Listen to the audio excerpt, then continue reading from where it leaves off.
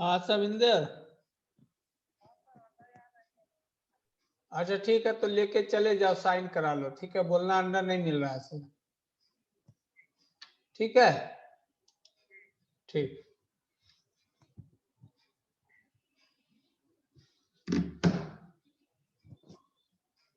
Good morning sir. Good morning. कैसे हो आप लोग? सर ठीक है, आप कैसे हैं? बस बढ़िया बढ़िया। सब घर में है कि हॉस्टल में ही? सर कुछ लोग घर चले गए हैं, कुछ लोग हॉस्टल में ही हैं। अच्छा अच्छा, ठीक है। थोड़ा वेट कर ले, सब लोग को ज्वाइन करने दें।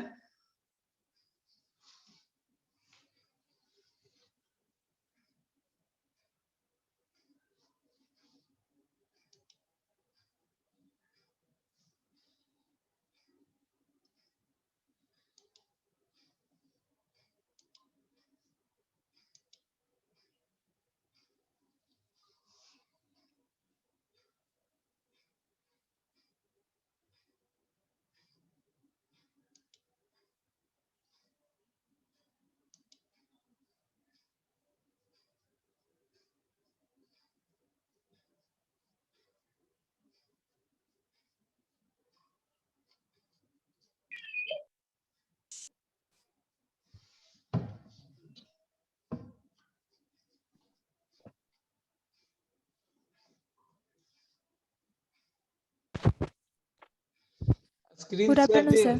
Good afternoon. स्क्रीन शेयर दिख रहा है?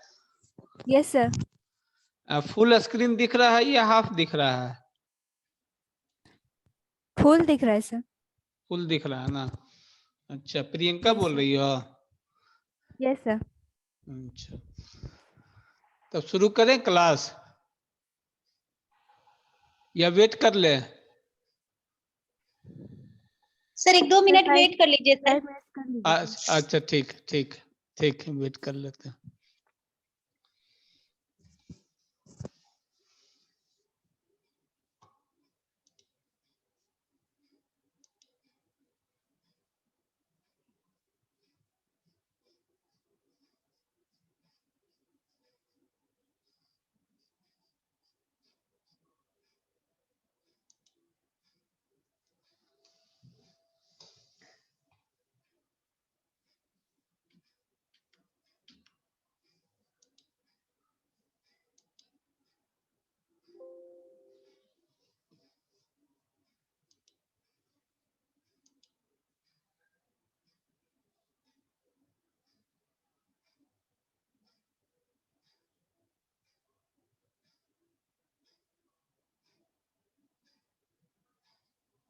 टोटल आप लोग कितने लोग हैं?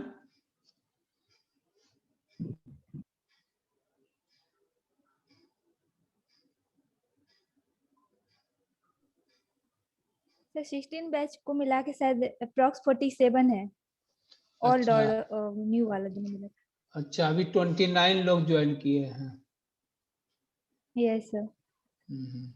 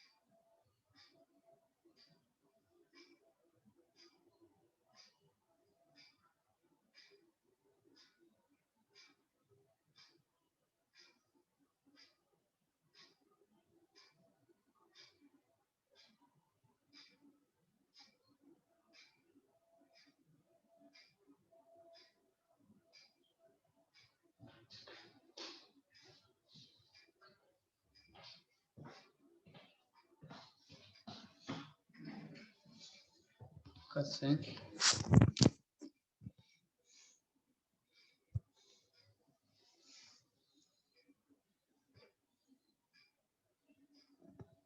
अब स्टार्ट कर दीजिए। ठीक है, सब लोग ज्वाइन, लेकिन 31 ही हुआ है, आप बता रहे हैं 47 है, अभी तक ज्वाइन नहीं किया। कौन है एब्सेंट, कौन है? सर कर ले। हैं? 16 बैच से हो है सर। अच्छा ठीक है, तो आज हम लोग जो है डिस्कस करेंगे alternative feed resources for animals.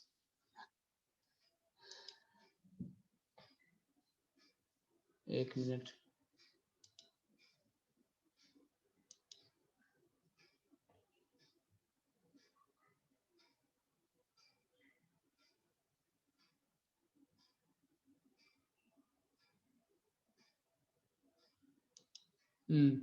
Alternative feed resources of animals, in which first we will discuss the what is the availability of the feed and fodders in India. So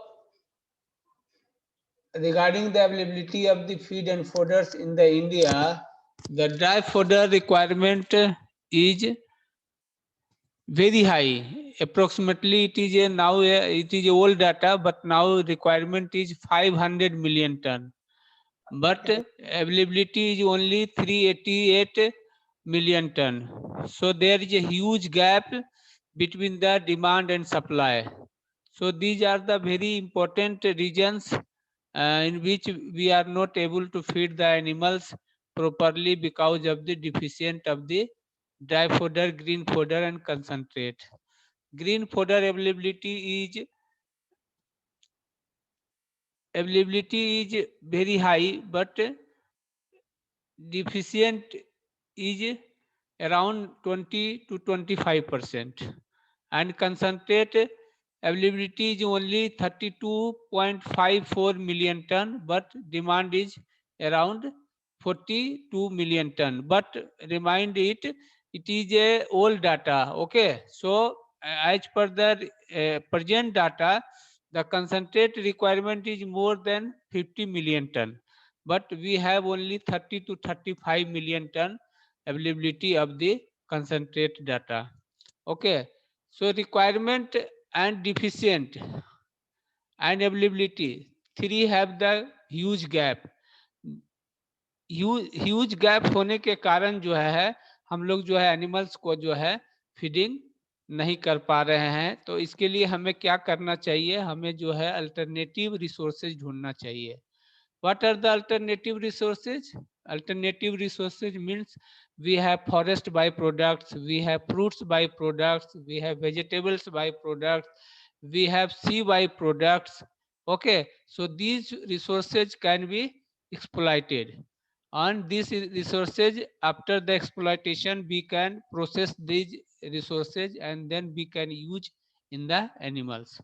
Okay, so regarding ability and the deficiency, there is a huge gap, so we require to search the alternative feed resources. So what are the concentrate ingredient which are commonly we are feeding to the animals? Wild meals. Wild meals में क्या क्या आता है ये बताइए तो। Wild mills में जैसे सोयाबीन्स आते हैं, मस्टर्ड केक, वाइल्ड केक्स आते हैं, मस्टर्ड आता है, सोयाबीन आता है, सनफ्लावर केक आता है ना, तीसी का खल्ली आता है। तीसी के खल्ली के अलावा जो है और क्या आते हैं कुछ पता है?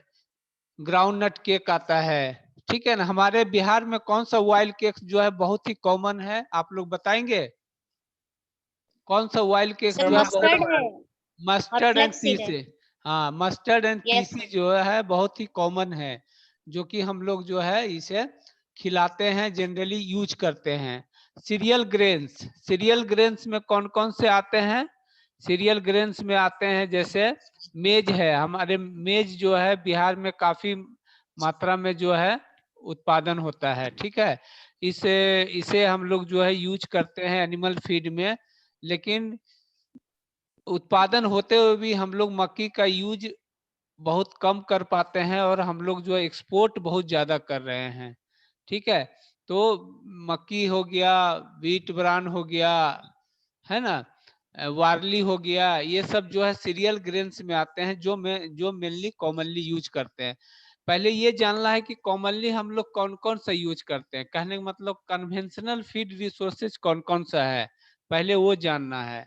अगर कन्वेंशनल के बारे में जान गए तो अल्टरनेटिव के बारे में फिर अच्छा से आपको बेस मिलेगा। ब्रान है, व्हीट ब्रान है, राइस ब्रान है, ये सब जो है जनरली यूज होता है। आप लोग बताएंगे व्हीट ब्रान में कितना क्रूड प्रोटीन होता है, कुछ आइडिया है?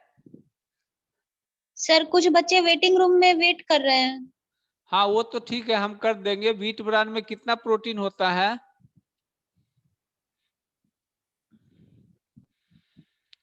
नहीं पता। एनपीएन कंपाउंड्स है, एनपीएन कंपाउंड्स जो है जनरली यूरिया है। यूरिया जो है हम लोग जो है बहुत कॉमनली यूज करते हैं, लेकिन स्टिल यूरिया का जो है यूरिया ट्रीटमेंट जो स्टॉक करते हैं वो भी आज भी कॉमन नहीं है, जबकि ये जो है 100 साल पुरानी टेक्नोलॉजी है। इस टेक्नोलॉजी को जो है हम लोग आगे नहीं बढ़ा पाए हैं। ठीक है ना। मोलासेज है, कॉमनली मोलासेज यूज करते हैं, लेकिन हमारे स्टेट में बिहार में जो है मोलासेज नहीं मिलता है, क्योंकि बंद ये इस पे जो है बैंड है। क्यों बैंड है? क्योंकि ये जो है वाइन्स वगैरह बनाने में यूज होता है और हमारे यहाँ वाइन्स जो है बैन है, तो इसके कारण जो है मोलासेज भी बैन है। लेकिन अदर स्टेट में जो है मोलासेज जो है वो मिलते हैं और वो सरकार के परमिशन से मिलते हैं, लेकिन हमारे यहाँ सरकार का भी परमिशन मोलासेज के लिए नहीं है। उसी तरह से मिनरल्स एंड विटामिन जो है सप्लीमेंट्स करते हैं, साल्ट सप्लीमेंट्स करते हैं। कल्टीवेबल पाउडर्स आप जानबे करते हो, बरसिम है, बरसिम है, लुसर्न है, ओट्स है, मेज फोडर्स है, ये कल्टीवेबल फोडर्स है जो कि कॉमनली हम लोग यूज करते हैं। लेकिन कुछ फोडर्स हैं जो कि हम लोग कॉमनली नहीं यूज करते हैं, वो किस में आएगा? अल्टरनेटिव फीड रिसोर्सेज में आएंगे। ओके, ग्रासेज है, ग्रासेज जो है कॉमनली हम लोग जो है जानवरों को छोड़ देते हैं चरने के लिए, वो भी हम लोग यूज करते हैं। हे एंड साइलेज यूज करते हैं, स्ट्रॉ यूज करते हैं। स्ट्रॉ में कॉमनली हम लोग व्हीट स्ट्रॉ, पैडी स्ट्रॉ, ये सब यूज करते हैं और स्टोवर्स भी यूज करते हैं। तो ये सब कन्वेंशनल फीड रिसोर्सेज है जो हम लोग जो है कॉमनली यूज करते हैं, और ये जानवरों को लगभग जो है अपने बिहार में सब जगह अवेलेबल है, एक्सेप्ट मोलासेज को छोड़ करके। मोलासेज को छोड़ करके सब अवेलेबल है। न्यू फीड रिसोर्सेज क्या क्या है हमारे पास? तो न्यू फीड रिसोर्सेज में हम लोग के पास वेजिटेबल एंड फ्रूट्स बेस्ड है।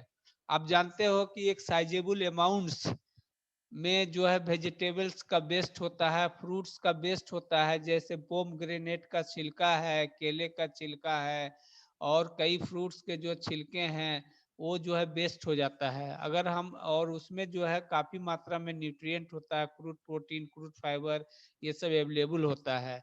तो अगर हम उसको प्रोसेस करके थोड़ा सा उसका ड्राई मैटर निकाल करके, या उसकी थोड़ी सी मॉइस्चर निकाल करके, या उसको सुखा करके अगर हम जानवरों को खिलाएं, तो बहुत हद तक जो है हमारी कमी जो डिफिशियंट है रेगुलर फीड में, उसकी कमी को हम लोग पूरा कर सकते हैं।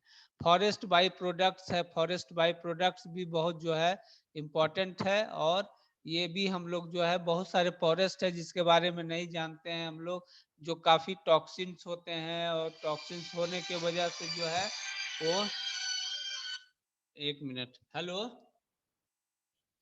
हाँ ठीक है, चलो क्लास ले रहे हैं, ठीक।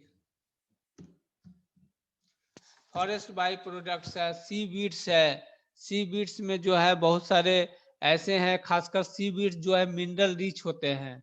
मिनरल रिच होने के वजह से जो है सी बीड्स जो है हम लोग खिलाते हैं, और जब हम सी बीड्स का यूटिलाइजेशन करते हैं तो उसमें देखते हैं जो कौन सा मिनरल्स काफी रिच है, उसके अनुसार हम सी बीड्स देते हैं, और उसमें मिनरल्स का यूटिलाइजेशन नहीं करते हैं, क्योंकि उसमें सफिशिएंट अमाउंट में मिनरल्स पाए जाते हैं। वेजिटेबल्स एंड फ्रूट बेस्ड में क्या क्या आएंगे? वेजिटेबल बेस्ड में जो है वो कैबेज है, कॉलीफ्लावर है, कैरोट है, पी पॉट्स है, पंपकिन्स है, एस गॉड है। ठीक है, फ्रूट्स बेस्ड जो मेनली है एप्पल पॉमेस है जो कि बहुत मात्रा में पाया जाता है, साइट्रस पिल्स है, बनाना पिल्स है, मैंगो पिल्स है, पाइन एप्पल्स है, कोकोनट पिथ है। ये सब जो है हम लोग फ्रूट्स बेस्ड में यूज करते हैं। तो इस पे हम लोग प्रकाश डालेंगे और इसमें हम लोग देखेंगे कि फ्रूट्स बेस्ड और वेजिटेबल्स बेस्ड में क्या उसमें न्यूट्रिएंट होता है, उसमें क्या कंपोजिशन है उसका, ये जानना बहुत जरूरी है। क्योंकि बिना कंपोजिशन के हम लोग जो है आगे नहीं बढ़ सकते न्यूट्रिशन में। अगर आपको उसका मालूम है सीपी वैल्यू इतना है, इतना ड्राई मैटर वैल्यू है, इसका इतना फाइबर है, तो आप उस अनुसार जो है राशन में उसको शामिल कर सकते हैं और उसको राशन में ले सकते हैं। ठीक है, फ्रूट बेस्ड जो है हमारे कंट्री में बहुत अवेलेबल है, लगभग 618.80 थाउजेंड टन जो है अवेलेबल है। वेजिटेबल बेस्ड भी जो है 1102 थाउजेंड टन अवेलेबल है, जिसका हम लोग प्रॉपर यूज नहीं कर पा रहे हैं। अगर प्रॉपर यूज हम लोग जो है एनिमल्स में करें तो काफी फायदा होने वाला है। और इसकी ये जो अल्टरनेटिव रिसोर्सेज की बात कर रहे हैं इसमें हम लोग को काफी सक्सेस मिल सकता है। गैप जो है देखा जाए तो डीसीपी और टीडीएन, डीसीपी टीडीएन में जो है काफी ज्यादा है। ठीक है ना, कहने का मतलब फ्रूट्स बेस्ड वेजिटेबल बेस्ड तो खैर हम लोग यूज करते हैं, लेकिन इसमें जो है अब आइए हम कंपोजिशन पे आते हैं। ठीक है ना, जैसे कैबेज है तो कैबेज में जो है क्रूड प्रोटीन काफी अच्छा अमाउंट में पाया जाता है, लगभग 22% जो है क्रूड प्रोटीन पाया जाता है। इथर एक्सट्रैक्ट जो है 1.1% है, क्रूड फाइबर 10.4% है। एनएफई जिसे हम लोग सोल्यूबल कार्बोहाइड्रेट बोलते हैं, क्या बोलते हैं, सोल्यूबल कार्बोहाइड्रेट बोलते हैं, जो कि 57.8% पाया जाता है। तो कैबेज जो है काफी अच्छा है अगर हम इसे जो है अल्टरनेटिव फीड रिसोर्सेज में अगर हम लोग यूज करें तो। उसी तरह से कॉलीफ्लावर है जो कि जिसमें क्रूड प्रोटीन 22% पाया जाता है, इथर एक्सट्रैक्ट 1% है और क्रूड फाइबर 17% है। क्रूड फाइबर इसमें आप देखिए कैबेज के कंपेयर में कॉलीफ्लावर में जो क्रूड फाइबर है वो काफी अच्छी क्वांटिटी में है, 17% है। और एनएफई जो है 45% है। कहने का मतलब सॉल्युबल शुगर जो है हमारे कैबेज में ज्यादा है कंपेयर टू कॉलीफ्लावर।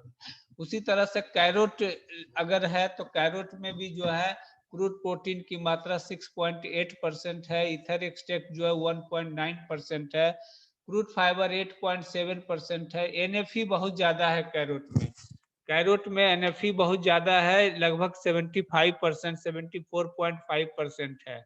और ये जो है एनएफई सोल्यूबल शुगर, अगर सोल्यूबल शुगर ज्यादा है इसका मतलब है कि कार्बोहाइड्रेट ज्यादा है और एनर्जी रिच फूड है वो। ठीक है ना, वेजिटेबल्स में भी ये वेजिटेबल्स में भी हमारा एनर्जी रिच फूड है क्योंकि एनएफई जो है बहुत ज्यादा है। पी पॉट्स में क्रूड प्रोटीन जो है 15% होता है। Ether extract compare to cabbage, cauliflower and carrot जो है हमारे पी पॉट्स में जो है इथर एक्सट्रैक्ट ज्यादा होते हैं, लगभग 2.3% होते हैं। क्रूड फाइबर जो है इसमें सबसे ज्यादा होता है, कैबेज, कॉलीफ्लावर और कैरोट को अगर कंपेयर करें तो सबसे ज्यादा पी पॉट्स में ही होता है और ये है 23.5%। एनएफई जो है 54.3%। कहने का मतलब कि ये इन सब वेजिटेबल्स का यूज हम लोग जो है एनिमल्स में बहुत अच्छे ढंग से कर सकते हैं और इसे एज ए फाइबर मटेरियल के रूप में भी खिला सकते हैं, एज ए कार्बोहाइड्रेट के सोर्स के रूप में भी हम इसे यूज कर सकते हैं। ओकरा, ओकरा जिसमें क्रूड प्रोटीन काफी अच्छा होता है और ये एक तरह से प्रोटीनियस डाइट में आता है। और प्रोटीनियस डाइट में और इसमें देखिए सोल्यूबल शुगर्स बहुत कम है, एनएफई जो है बहुत कम है, 28% के लगभग है, लेकिन ओकरा में जो है क्रूड प्रोटीन जो है 20% है। इथर एक्सट्रैक्ट बहुत ज्यादा है, फैट जो है करीब 9.8% है, क्रूड फाइबर 34.5% है। तो ओकरा जो है एक इम्पोर्टेंट है as a proteinaceous, as a fat diet. अगर हम लोग ओकरा को कंपेयर करेंगे अदर से तो हमें हमें हमें जो है बहुत अच्छा अमाउंट में क्रूड प्रोटीन और क्रूड फैट मिल सकता है, और क्रूड फाइबर भी बहुत ज्यादा होता है। क्रूड फाइबर लगभग 34.5% होता है। उसी तरह से पंपकिन है, पंपकिन में जो है सोल्यूबल शुगर्स ज्यादा होते हैं, तो ये जो है काफी एनर्जी रिच है। उसी तरह से एस गॉड पिल्स है, जिसमें जो है क्रूड प्रोटीन जो है 10% होते हैं। तो इस तरह से कंपोजिशन के हिसाब से देखा जाए तो ये वेजिटेबल बेस्ड में जो है काफी अच्छा अमाउंट में crude protein, ether extract, crude fibre और एनएफई पाया जा रहा है, और जिसमें जिस अमाउंट में है उस अनुसार हम लोग जो है रिप्लेस कर सकते हैं जानवरों में एज ए राशन। उसी तरह से chemical composition of fruit based में अगर आएंगे तो एप्पल पॉमेस जो है क्रूड प्रोटीन जो है 5.5% है, जिसमें इथर एक्सट्रैक्ट 3.9% है, जो कि काफी अच्छा अमाउंट में इथर एक्सट्रैक्ट है। लेकिन एनएफई जो है इसमें बहुत ज्यादा पाया जाता है 68%। इसका मतलब है कि ये जो है एनर्जी रिच फूड है और एनर्जी इसमें सफिशियंट अमाउंट में पाया जाता है। तो इसे एप्पल पोमेंस को अगर हम लोग लार्ज एनिमल्स में यूज करें, कैटल बफेलो में, तो काफी फायदा होगा और काफी काफी हमें उसका एनर्जी को भरपाई, टीडीएन को भरपाई करने में मदद मिलेगा। ठीक है ना। उसी तरह से जो है ऑरेंज पिल्स है, जिसमें क्रूड प्रोटीन जो है 7.2% है, इथर एक्सट्रैक्ट 4% है, क्रूड फाइबर जो है 30% है, एनएफई जो है 55.3% है। तो इस तरह से जो है ऑरेंज पिल्स जो है वो भी काफी रिच है इथर एक्सट्रैक्ट और क्रूड प्रोटीन में। उसी तरह से बनाना पिल्स जो है उसमें एनएफई की मात्रा ज्यादा होती है और क्रूड प्रोटीन और इथर एक्सट्रैक्ट भी बहुत अच्छा है। ऑरेंज पिल्स में जो है क्रूड फाइबर भी बहुत बढ़िया है, 30% है। मैंगो पिल्स जो है मेनली एनर्जी रिच फूड है और इसमें एनएफई जो है बहुत ही अच्छी क्वांटिटी में पाई जाती है, 84% है, और इसमें क्रूड प्रोटीन जो है 3.8% है, जो बहुत ज्यादा नहीं है लेकिन ठीक ठाक है। लेकिन आपको एनएफई जो है बहुत ज्यादा है और इसको हम एनर्जी रिच फूड में यूज कर सकते हैं। उसी तरह से जो है हमारे वेजिटेबल बेस्ड जो है एमाइनो एसिड रिच होते हैं, तो एमाइनो सर एसिड। हाँ सर हाँ सर ये मैंगो पील, एप्पल पील, ये सब क्या होता है?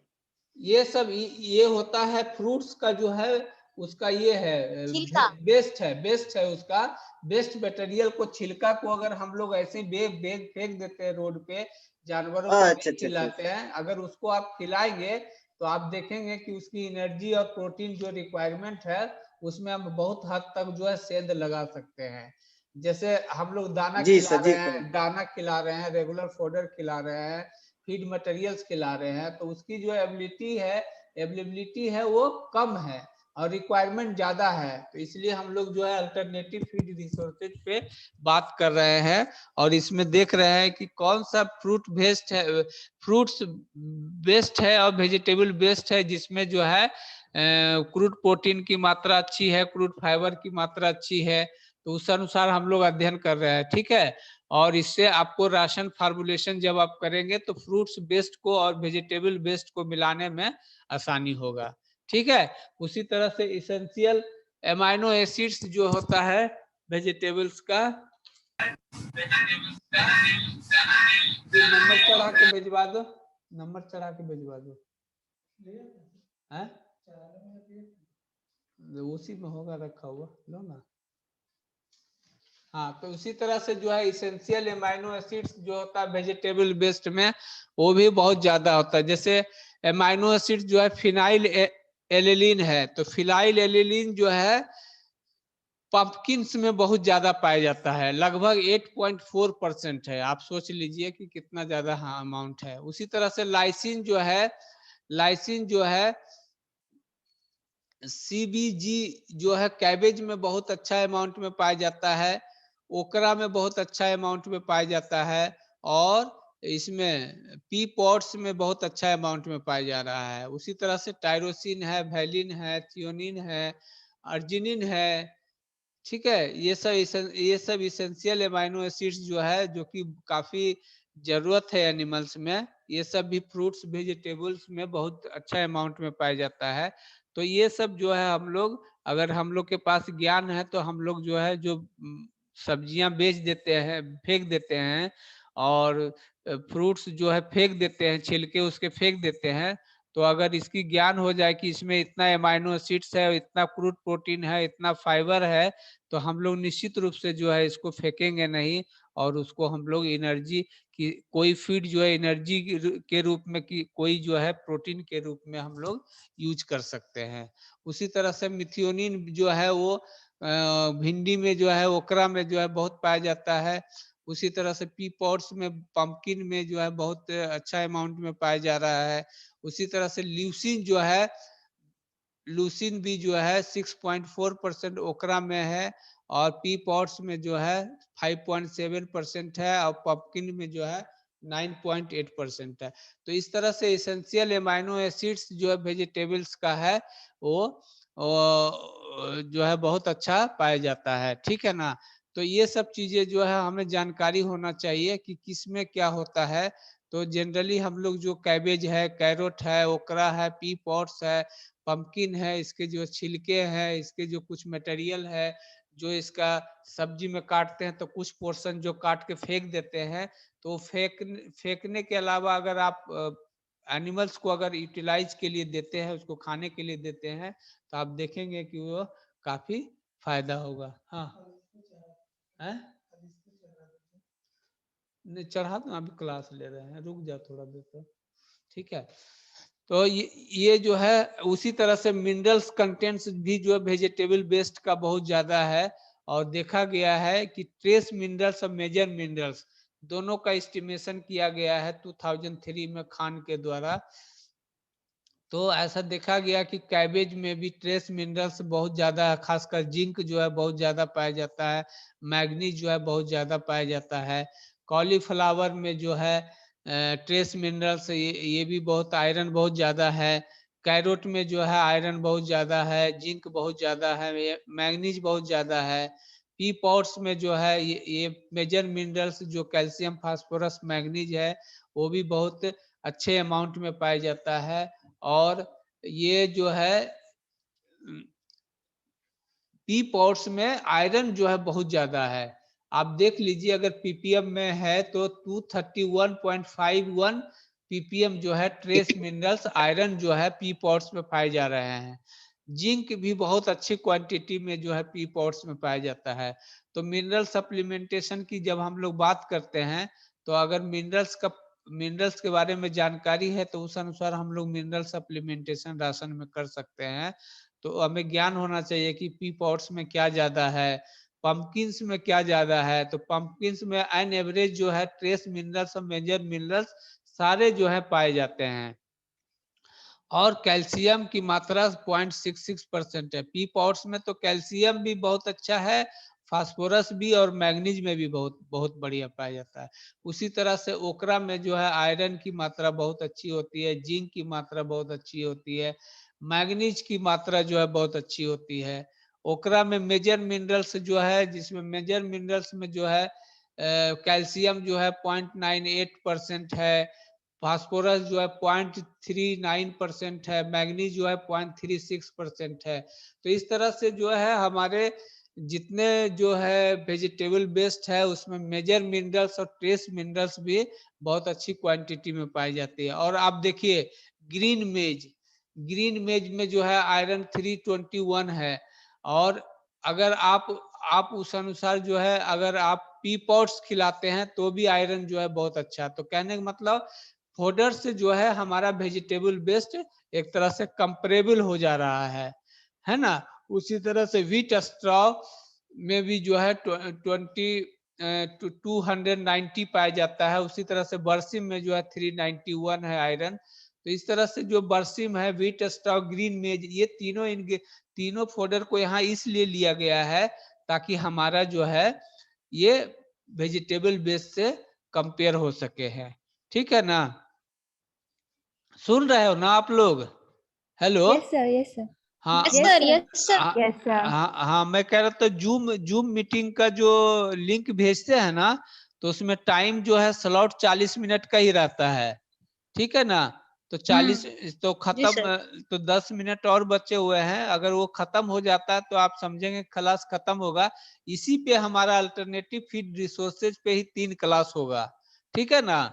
तो अगर बीच में खत्म हो जाता है तो कोई दिक्कत नहीं है, इसका मतलब एक क्लास खत्म हो गया, लेकिन हमारा जो है अगले क्लास में भी इसी पे कंटिन्यू रखेंगे, फिर उसके अगले क्लास में भी इसी पे कंटिन्यू रखेंगे, ठीक है। Hello. Yes sir. Yes sir. हाँ यस सर। यस तो सर। हाँ, तो ये मिनरल कंटेंट जो वेजिटेबल बेस्ड में है ये बहुत ही अच्छी क्वांटिटी में पाई जाती है, ठीक है। उसी तरह से हम देखेंगे कि एक खान 2003 में स्टडी किया गया जिसमें देखा गया है कि effect of vegetable residue based diet on DMI and weight gain in kids. तो इसमें जो है हम लोग ड्राई मैटर इनटेक जो है ट्रीटमेंट 1, ट्रीटमेंट 2, ट्रीटमेंट 3 में देखा गया, ग्राम पर डे के हिसाब से देखा गया है। तो ट्रीटमेंट 1 में जो है रफेज कंसंट्रेट रेशियो जो है 70:30 है, और ट्रीटमेंट 2 में हम लोगों ने क्या किया है कि 40% वेजिटेबल बेस्ड इन राशन जो है 40% जो है रफेज के जगह पे हम लोग, आवाज आ रही है म्यूट कर लीजिए कृपया, ठीक है। ट्रीटमेंट में जो है 40% वेजिटेबल बेस्ड हम लोगों ने राशन में दिया है, और ट्रीटमेंट 3 में जो है 60% vegetable based in the ration में दिया है। तो ट्रीटमेंट 1, ट्रीटमेंट 2, ट्रीटमेंट 3 को कंपेयर किया गया, तो ट्रीटमेंट 2 और ट्रीटमेंट 3 में जो है बहुत अच्छे रिजल्ट आया है। कहने का मतलब है कि जैसे जैसे हम लोग वेजिटेबल बेस्ड राशन में बढ़ाते गए, वैसे वैसे हमारा जो है एवरेज ड्राई मैटर रिक्वायरमेंट और एवरेज ग्रोथ जो है हमारा जो है किड्स में, खासकर बकरी के बच्चों में बढ़ता गया। तो इस तरह से जो है हमारा वेजिटेबल बेस्ड जो है वो काफी यूजफुल हुआ। तो ये ऐसा एक्सपेरिमेंट करके भी देखा गया, ऐसा नहीं है कि हम लोग ऐसे अंदाजे बोल रहे हैं। After the conducting the experiment it has been also found the dry matter intake in case of the 40% vegetable based and 60% vegetable based is higher than the treatment 1, and growth is also is higher in the treatment 2 and treatment 3। तो इस तरह से जो है दोनों में जो है काफी अच्छा रिजल्ट आया, ड्राई मैटर में इनटेक में भी और एवरेज ग्रोथ में भी। तो इस तरह से effect of vegetable based on dry matter intake and milk yield in goat में देखा गया कि वेजिटेबल बेस्ड का यूज करने पे ड्राई मैटर इनटेक जो है बढ़ गया, ठीक है ना। उसी तरह से फैट करेक्टेड मिल्क भी जो है बढ़ गया। उसी तरह से एवरेज मिल्क यील्ड जो है पर ग्राम पर डे जो है वो बढ़ गया, और ये जो बढ़ा हुआ है वो सिग्निफिकेंटली हाई है। सिग्निफिकेंटली हाई मतलब स्टैटिस्टिकली जो है ये हाई पाया गया है, ठीक है। उसी तरह से effect of vegetable based diet on yield and composition of milk in goat, ठीक है ना। तो मिल्क यील्ड जो है ट्रीटमेंट 2 जिसमें हम लोग 40% जो है वेजिटेबल बेस्ड यूज किया था, और ट्रीटमेंट 3 जिसमें हम लोग ने 60% वेजिटेबल बेस्ड, इन दोनों में मिल्क यील्ड हमारा बढ़ा हुआ है। उसी तरह 4% एफसीएम जो है वो भी हमारा जो है बढ़ा हुआ है। उसी तरह से प्रोटीन जो है हमारा, प्रोटीन में कोई ज्यादा चेंज नहीं आएगा, क्योंकि आप जानते हो कि मिल्क कंपोजिशन जब बाहर से कोई चीज सप्लीमेंट करते हैं तो प्रोटीन और फैट में कोई ज्यादा चेंज नहीं आता है, लेकिन इसमें फैट में भी थोड़ा ट्रीटमेंट 2 में सिग्निफिकेंटली चेंज आया है compare to treatment 1 and treatment 3। उसी तरह से एसएनएफ और लैक्टोज, एसएनएफ में भी सिग्निफिकेंस जो है ज्यादा है। तो milk yield 4% FCM, protein, fat, SNF, ये सब में जो है मिल्क सिग्निफिकेंस लेवल जो है हाई है, ठीक है। उसी तरह से हम लोग जो है use of fruit based on animal performance, ठीक है। अच्छा, आप लोग इस इतना जितना हम लोगों ने अभी डिस्कस किया पढ़ाया है उससे रिलेटेड कोई कंफ्यूजन है या क्वेश्चन है तो आप लोग पूछिए, बताइए। सर ईथर एक्सट्रैक्ट का क्या यूज होता है सर? ईथर एक्सट्रैक्ट का ईथर एक्सट्रैक्ट मतलब होता है फैट। ईथर एक्सट्रैक्ट का मतलब होता है फैट। जैसे आप घी खाते हैं तो आपका क्या यूज होता है बॉडी में, बताइए। फैट का यूज होता है। क्या यह यूज होता है? फैट का क्या यूज है? एनर्जी मिलता है ना। हाँ यस सर, एनर्जी के लिए। हाँ एनर्जी हाँ। के लिए। तो इथर एक्सट्रैक्ट जो है हम लोग फीड एंड फोडर में इथर एक्सट्रैक्ट बोलते हैं, उसी को एनिमल में हम लोग फैट बोलते हैं। तो यस सर। इथर एक्सट्रैक्ट का यूज जो है एनर्जी के रूप में यूज होता है, ठीक है ना। इथर एक्सट्रैक्ट ज्यादा है, इसका मतलब है कि उस फीड में जो है फैट ज्यादा है। क्या ज्यादा है? फैट ज्यादा है। फैट ज्यादा है, सही सर। हाँ, तो वो फैट जो है thank you energy sir. Energy के रूप में यूज होता है। चलिए और बताइए, और कोई कंफ्यूजन? और किसी को कुछ पूछना है तो बोलिए। नहीं पूछना है, ठीक है। तो उसी तरह से रिप्लेसमेंट जो है हम लोग जो है इसको इसको इसको हम लोग जो है अगले क्लास में कवर करेंगे, ठीक है ना। हम लोग अभी वेजिटेबल बेस्ड पे ही रहने देते हैं, ठीक है। वेजिटेबल बेस्ड से रिलेटेड कोई सवाल हो तो बताइए, नहीं तो हम पूछेंगे फिर सवाल।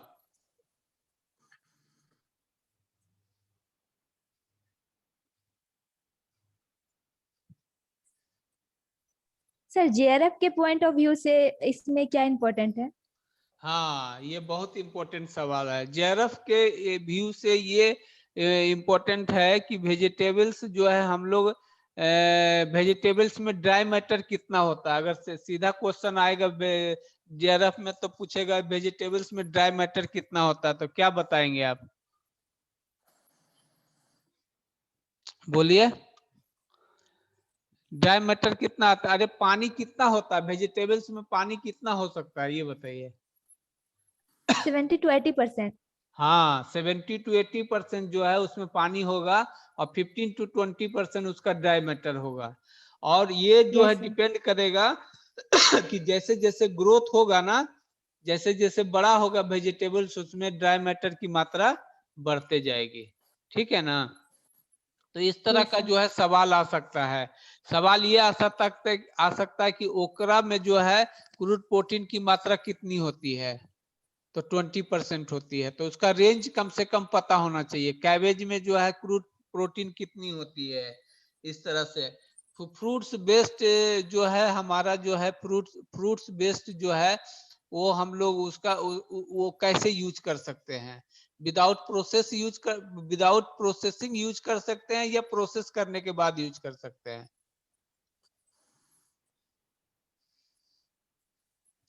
इस तरह का सवाल जो है आ सकता है जेआरएफ में। प्रोसेसिंग करना है या नहीं करना है, या नोट रिक्वायर्ड, ठीक है ना। Amino yes acids sir. का, हाँ मिनरल्स के बारे में जो वेजिटेबल बेस्ड में क्या आपका ओपिनियन है। मतलब उस तरह का क्वेश्चन आ सकता है, या तो वैल्यू बेस्ड क्वेश्चन आएगा, या तो वैल्यू बेस्ड क्वेश्चन नहीं रहेगा। तो इस तरह से क्वेश्चन आएगा कि आप अगर पढ़े रहेंगे तो आपको जवाब देने में आसानी हो जाएगा, ठीक है ना। जैसे कैरोट है, यस कैरोट में एनएफई ज्यादा होता है, तो फ्रूट दे देगा कि निम्नलिखित में से जो है या एनएफई वैल्यू जो है किसमें ज्यादा होता है, जिसमें चॉइस दे देगा कैरोट दे देगा, कॉलीफ्लावर दे देगा, कैबेज दे देगा। तो कैरोट में जो है ज्यादा होता है। तो इस तरह का जो है आपको एवरेज ज्ञान रखना है इसमें, ठीक है। तो इस तरह का जो है यस अगर सर। आप रखेंगे तो होगा। अब जैसे सी वीड्स है, सी वीड्स जो है rich source of amino acids, minerals, both, none, क्या होता है उसमें? मिनरल्स। मिनरल्स होता है, हाँ। तो मिनरल्स में भी अगर चॉइस देगा कि ट्रेस मिनरल्स या मेजर मिनरल्स, तो ट्रेस मिनरल्स जो है उसमें ज्यादा पाया जाता है। तो उस तरह से जो है इस तरह से क्वेश्चन आ सकता है, ठीक है। तो और कुछ, और किन्हीं को अटेंडेंस कैसे आएगा आप लोगों का?